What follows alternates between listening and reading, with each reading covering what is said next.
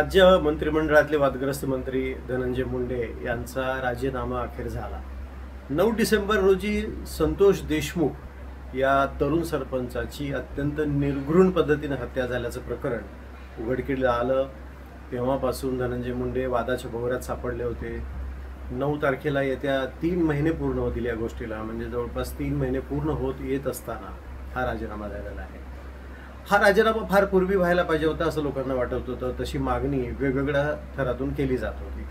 खुद्द मुंडे यांचे त्यांच्या पक्षातले सहकारी, ज्येष्ठ सहकारी, माजी मंत्री प्रकाश सोळंके, जे बीड जिल्ह्यातूनच आमदार आहेत, त्यांनी सुद्धा ही मागणी केली होती। असंही म्हटलं जात होतं की मंत्रिमंडळाच्या यादीत प्रकाश सोळंके यांचंच नाव होतं, पण ऐनवेळी त्यांना थांबण्यास सांगण्यात आलं आणि धनंजय मुंडे यांचा शपथविधी पार पडला। ही घटना म्हणजे संतोष देशमुख यांच्या हत्येची घटना उघडकीला आल्यापासून त्यामधले आरोपी, त्यांचे एकंदरीत असलेले व्यवहार, त्यांचे संबंध याचा आणि धनंजय मुंडे यांच्या एकूण राजकारणाचा कुठेतरी धागादोरा जुळतोय अशा भावना व्यक्त होत होत्या। बीड जिल्ह्यामध्ये एक समांतर यंत्रणा चालवली जाते, वेगवेगळ्या व्यवहारामध्ये ही लोक गुंतलेली आहेत आणि या लोकांनी राजकीय कृपा आशीर्वादावर एक आपलं स्वतःचं साम्राज्य उभं केलेलं आहे आणि त्या साम्राज्याचे त्यांचे रक्षण करते हे धनंजय मुंडे आहेत असं वारंवार बोललं जात होतं।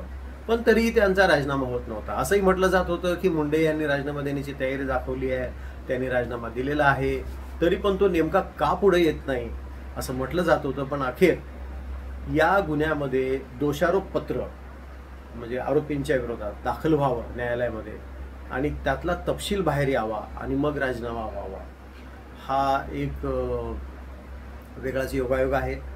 या आरोपपत्रामधून ज्या पद्धतीने संतोष देशमुख यांना संपवण्यात आलं त्यामागची क्रूर आणि अत्यंत भीषण अशी परिस्थिती उघडकीला आली। त्यामुळं महाराष्ट्रामध्ये अत्यंत स्फोटक प्रतिक्रिया समाज माध्यमातून व्यक्त होण्यास सुरुवात झाली। त्यावेळी धनंजय मुंडे स्वतःचा बचाव करू शकले नाहीत आणि असंही म्हटलं जात होतं की गेल्या 2-3 दिवसापूर्वीच त्यांनी राजीनामा दिला किंवा त्याच्या आधी दिला असू शकतो, परंतु तो आज पाठवला अशा बातम्या आल्या। त्यांचे स्वीय सहाय्यक हा राजीनामा घेऊन मुख्यमंत्र्यांकडे गेले आणि मुख्यमंत्र्यांनी मग तो स्वीकारला असं म्हटलं गेलं। एक दुसरी बाजू जर या प्रकरणाची पाहिजे झाली तर हे एक आपलं सिस्टेमिक फेल्युअर सुद्धा आहे, कारण राज्याचं सरकार हे राज्यघटनेला उत्तरदायित्व असतं त्याचं आणि लोकांना बांधील असतं। लोकांच्या भावना महत्त्वाच्या असतात, घटनात्मक तरतुदी महत्त्वाच्या असतात आणि घटनेचं रक्षण राज्यपाल महोदय करत असतात। ते घटनात्मक प्रमुख असतात राज्याचे। खरं तर अशा प्रकरणामध्ये त्यांच्याकडनंही काही सूचना यायला पाहिजे, पण राजकीयदृष्ट्या आपल्या सरकारची अडचण नको म्हणून असं न करण्याची पद्धत ही काही गेल्या 5-10 वर्षात सुरू झाली अशी नाही। याला फार मोठी हिस्ट्री आहे, इतिहास आहे।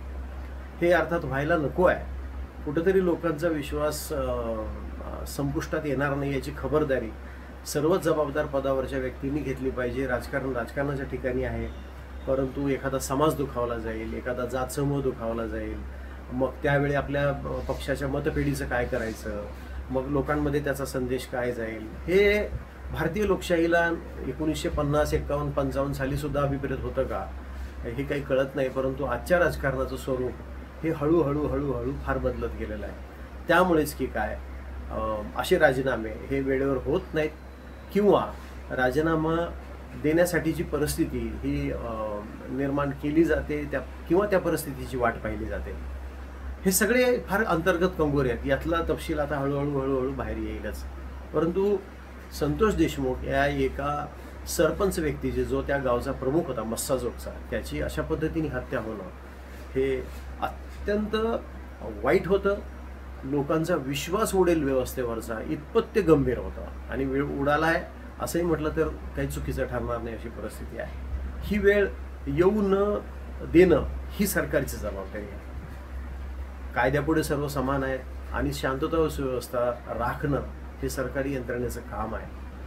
प्रशासनाने इतक्या वर्षात बीडमध्ये नेमकं कशात लक्ष घातलं होतं आणि तिथे प्रशासन नावाचा प्रकार काय करत होता, पोलीस प्रशासन असो किंवा सामान्य प्रशासन, आपलं सिव्हिल ॲडमिनिस्ट्रेशन ज्याला आपण म्हणतो, नागरी प्रशासन, हे नेमकं काय करत होतं याच्यावर चर्चा झाली पाहिजे। भविष्यात ती कधीतरी होईलच असं म्हणायला हरकत नाही। या निमित्ताने चुकीच्या गोष्टीला फार काळ सांभाळलं जाऊ शकत नाही हे मात्र स्पष्ट झालेलं आहे। धन्यवाद।